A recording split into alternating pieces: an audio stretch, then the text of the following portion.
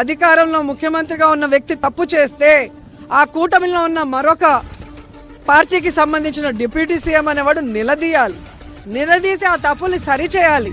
కానీ ఇక్కడ ఆయన చంద్రబాబు నాయుడు కాదు, లోకేష్ కాదు, దేవాంశ్ అయినా పర్లేదు, నా ప్యాకేజీ నాకు ఇస్తే చాలు, నా సినిమాలకి టికెట్ పెంచితే చాలు అన్నట్టుగా ఉన్నాడు తప్ప ఈరోజు ఎక్కడైనా ఒక ఆడపిల్ల చనిపోతే పట్టించుకోడు, పిఠాపురంలో చచ్చిపోతే రేప్ చేసే పట్టించుకోరు.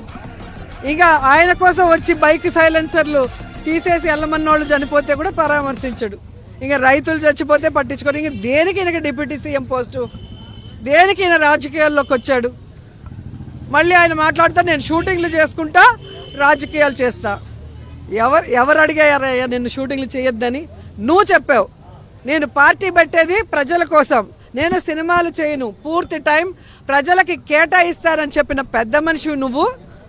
ఒక్కసారి గెలిపించండి మీ తలరాతలు మారుస్తానని అడుక్కొని ఈరోజు గెలిచిన నువ్వు కనీసం ఎక్కడైనా ఏ ఒక్క వర్గాని కోసమైనా, అంటే రైతు కానీ, మహిళ కానీ, విద్యార్థి కానీ, నిరుద్యోగి కానీ ఎవరి కోసమైనా మాట్లాడావా?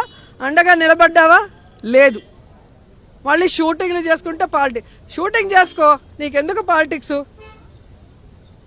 పాలిటిక్స్లో ప్రజల జీవితాలతో చల్లగాటం ఆడితే ప్రజలు బుద్ధి చెప్తారు. అది తెలుసుకొని ఇప్పటికైనా మేనిఫెస్టో మీరు చెప్పింది మీరు సంతకం చేశారు. ఇదే ఫారిన్ కంట్రీస్లో కనుక చంద్రబాబు నాయుడు, పవన్ కళ్యాణ్ సంతకం